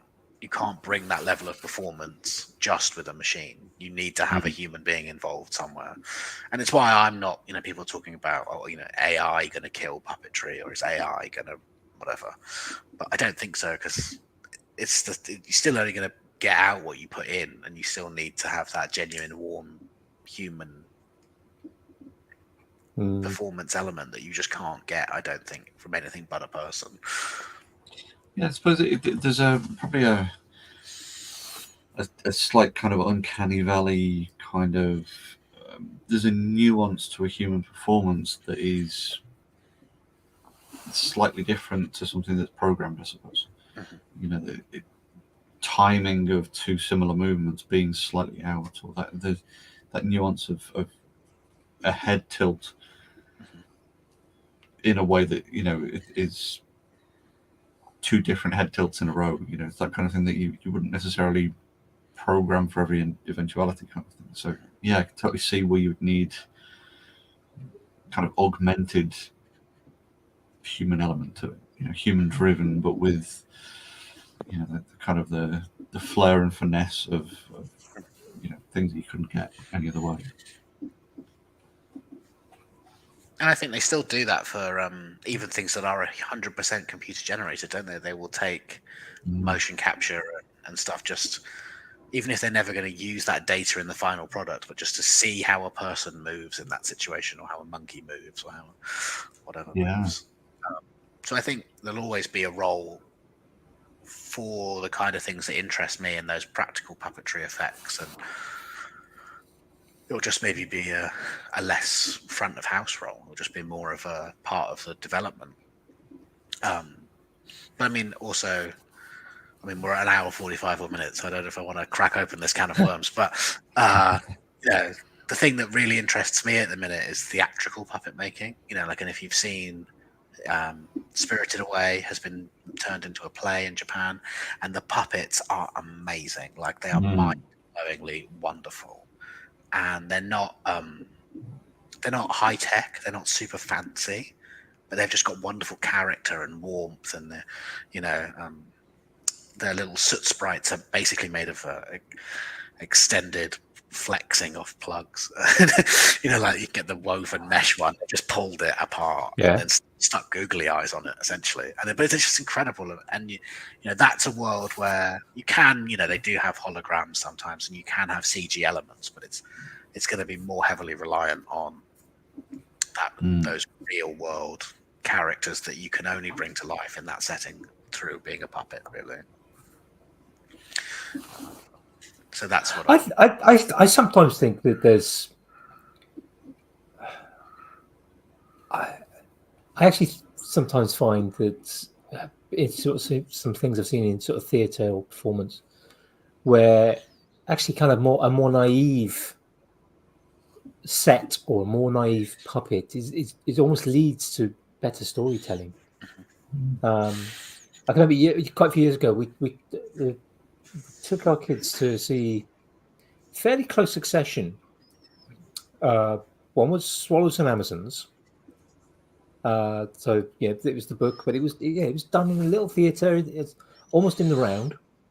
There were the actors also changed the sets, and there were about 10 props. Yeah, part of that. Yeah, one of those was a half of a boat. Yeah, it didn't even have a whole boat. So they would just move things around, and some of it would be done in light, some of it wouldn't. And the other one we saw was Shackleton's cat. And again, it was just a very small troupe, a touring troupe. They probably had a transit van and a car. Yeah, there were so few of them. And again, very naive. There were no big flats on either of them. It was down to just simple costume changes, a few significant props, like part of a rowing boat, and with Shackleton's cat, there was this puppet cat, and who it would appear every now and again and be involved in the kind of the storytelling, and it was just wonderful. The one was done. I saw the one in a theatre. The other one was in a community hall, and it was just such a there were no fancy lights. It was just delightful. And the entire audience were just engrossed for that kind of 2 hours plus interval of performance. And it's the quality of the storytelling. I think for me, it always goes back to that. My one of my bosses does Amdram stuff, and they put me onto a group called the Handlebots, who do like tours around the UK, and they just cycle between all the venues, so it's whatever they can carry on their bikes, and that is, it's all about the storytelling, and quite often they're just pulling the bits of the bike apart to use as props, and things like that as kind of it's whatever they've got there, and there's times where they'll grab something out of someone's hand in the audience to use as a prop, so an aid to telling the story. So it's the quality of the message then. I think. Sorry. So sort of I can't remember where it is, but I want to say Tibet, but the shadow puppetry theatre, where all you're getting is the silhouette of the characters, and people will sit and watch that enthralled for hours at these shadows on a screen moving around. It's probably it's that human input, as you were saying with the puppets, where you've got that human input, that ability to kind of.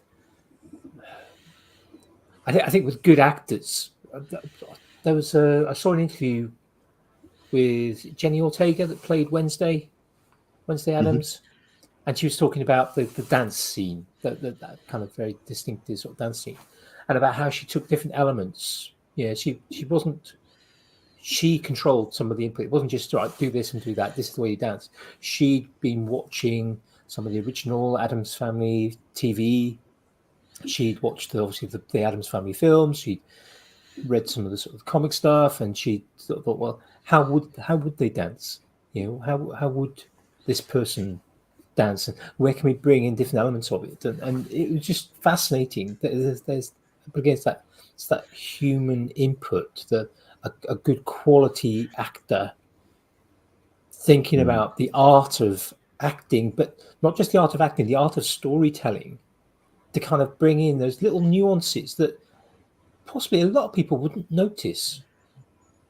I can imagine that probably only a relatively small fraction of the audience of Netflix's Wednesday are also very familiar with the TV series filmed in the 1960s, and probably even smaller familiar with the original sort of comic books.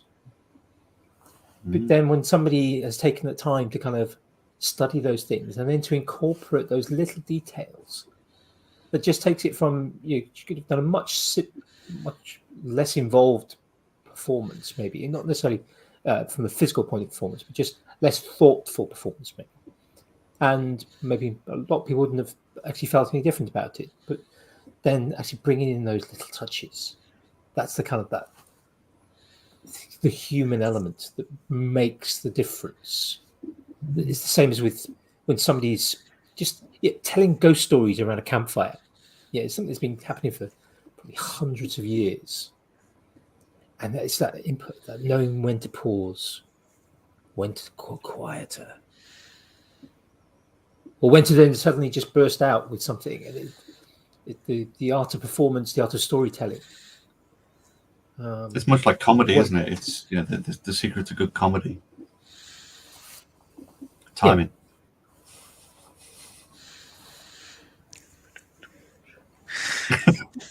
Talking of timing, should we move on to attention grabbers? We're approaching 2 hours, and I'm very much running out of. You're running out of steam because you've been partying all weekend. Lucas has got work in the morning. I've got to get up and make some breakfast and lunches in the morning. So we're at that point where we talk about things that have been grabbing attention, and whatever that might be, whether it's things we've been looking at, watching, reading, things we've been working on, things we're just ready to work on. It doesn't really matter. And multiple things. That's normal. Guest goes first. I see. So what's been grabbing my attention recently? Well, I'd like to do like a makery shout out first, I suppose. Well, it's a couple. There's an Instagram channel Instagram account. It's called Tuck Shop, like where you would buy your sweets. Tuck_shop. The lady is called Lynn. I can't remember her surname. But she makes loads of the props for CBBC, and nice. the way I would describe it for like people in our community, I suppose, is if you imagine that Caro had been given 10 minutes and a fiver to make stuff. It's like that. Like, she's an amazing brain, but it's made of felt. And like, actually, it's very similar stuff, but like, there's obviously no money in the BBC for it. And obviously, she hasn't had much time, but it's still conveying the storytelling and everything. And she just makes lovely, wonderful, charming things. So I think everyone should just go and follow her. And it's just a fun. She also makes pretend food. That's like her thing that she does for fun, I guess. So, like a really convincing looking fried egg sandwich that you just look at it and be like, oh, well, that's a nice looking sandwich. And then there'll be a little video of her carving it all out of styrofoam and putting gels on it to make it look really delicious. So I think everyone should go and check them out. I don't know her. We know we're not friends or anything, but it's just a cool channel. So yeah, I'd recommend that. What else has been grabbing my attention recently? I'm working on an RC project, my first one ever. So I've been watching a lot of stuff about that, and then that's led me down a Robot Wars Battlebots. And now I'm thinking about. I can't remember what the character was called, the bot was called, but in the old Robot Wars there was one that was covered in fur and it used to set fire all the time. Oh yes, that was amazing. It was like a ladybird one. Yeah. Now I want to make one. So that's an attention grabber. Is I've been looking up how you build a Robot Wars Battlebot and how do you cover it with fur. I don't want to enter Robot Wars. I don't even necessarily need it to move. I just want it to aesthetically have. Well, you got to at least move around. Yeah, I think so. I think survive a battle, but it doesn't have to be like armored and have weapons. I was going to say they'd never survived the battles anyway, so no. I just want it. I just want the look of the thing. So that's what I've been working on. That's about it for my attention grabbers, really. I'll have a think. All right, Jamie, you've already hinted. I think it's certainly one thing.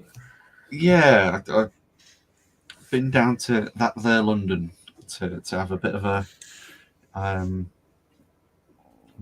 nice weekend with some lovely people.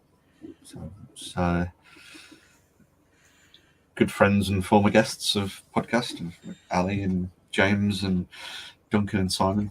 So we all kind of met up in central London and went and did some bits of fun stuff, including stuff like the Science Museum. And we went to Tim Hunkin's, the place I can never remember the name of, with all these wonderful machines. Novelty Automation, that's it.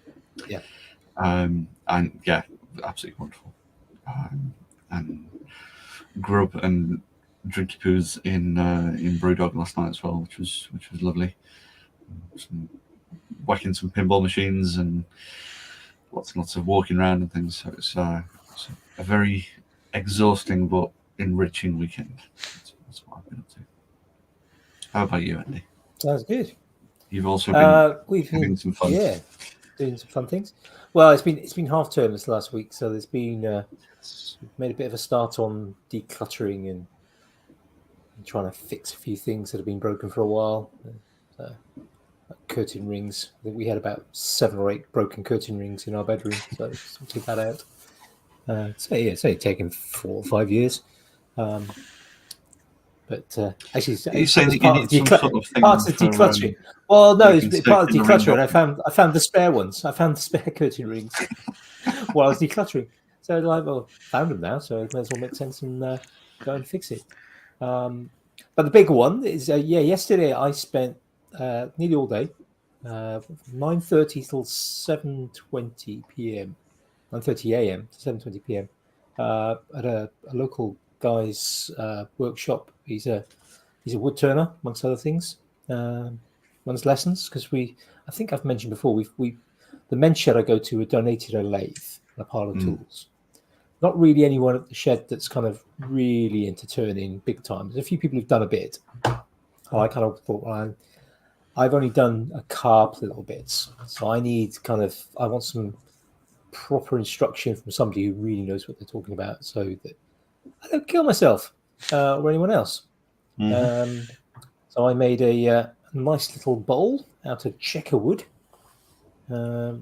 I didn't do 100% of it. Yeah, he'd show me a bit, and then I sort of practice that, and he'd be kind of going, "No, harder, up a bit, down a bit, right a bit," sort of help me get the direct technique. So it took all day. We had quite a lot of chatting, and he was an interesting guy, and lots of things to talk about. So definitely going back. Well, I've already booked to go back next Saturday with the tools from the men's shed, so he's going to have a look at those and just from the photographs you can see, that one looks a bit dangerous, and there were a few that was like, that's super advanced stuff, you don't want to be doing that, tuck that away for a while. And he said he's going to give them a bit of a sharpen because he's got it all set up and he knows what he's doing, and it doesn't take very long. Nice. Whereas it might take me a bit longer to get them all right. I mean, a skew chisel, that's probably fairly straightforward to sharpen, but when you're talking about gouges and trying to get the right curvature on the end of a gouge, that's a bit beyond my skill set at the moment. So it's going to sort that out for us. So looking forward to that. Nice. And then hopefully after that, we'll get the lathe up and running at the shed. Although I have to admit, I did spend about 2.5 hours this morning trying to find a Tinkerage-sized lathe that was within my budget. Watchmakers one? I was thinking more wood rather than watchmakers. But, I was just thinking size. Yeah, so size-wise, watchmakers would probably be ideal. Although they're not generally within budget. Because watchmakers' lathes are, you don't, especially the new ones. They're expensive. The Viking style pole lathe that I made when I was 10 years ago, that all collapsed flat. It was a bit of bamboo and a bungee cable and some 2x4s that I had a sliding stock on to hold the wood and stuff. The whole thing could fold down and put in a duffel bag, so that's always an option. And I mean, that quite would tiring working outdoors though. Yeah, that would involve working outdoors and having to kind of get one leg very strong. Pedal. Or get an assistant or an apprentice, somebody to.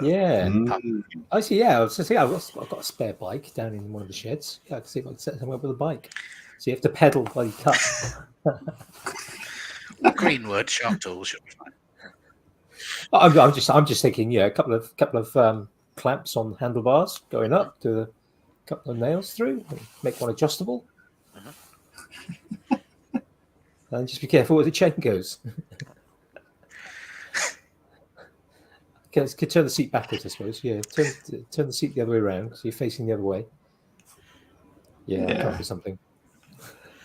What could possibly go wrong? That's it.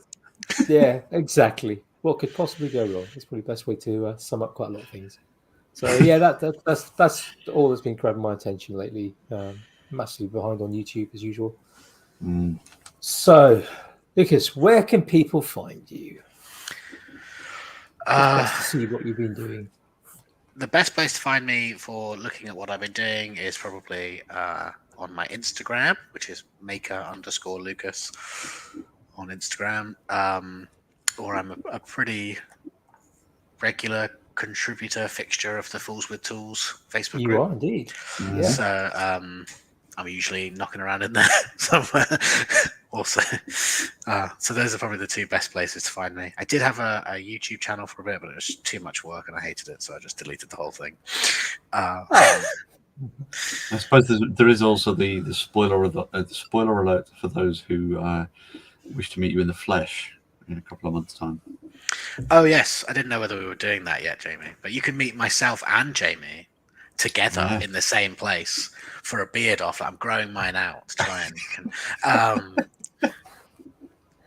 at Maker Central this year in May. and I'll be running a little class there, and so will Jamie, and we'll be doing some cool stuff. Come along, bring your children, especially if they're pyromaniacs or if they're taking apart all your electronics and they need a push in the right direction. So you making puppets this year? Sort of a spin on puppets. Like Cookie Monster and any puppet with a live hand, working hand. That's quite a quick process to make that hand. So we're going to do a rolling program because last time we could only do six puppets a day, really. So only 6 people out of however many thousand come could make a puppet, which is a bit disappointing. Yeah. So hopefully we're doing quicker things.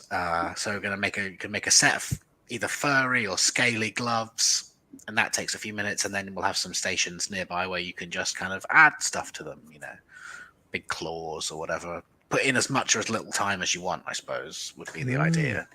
Yeah, that's the hope for the setup. Yeah. Sounds good. Well, that gives something people to look forward to.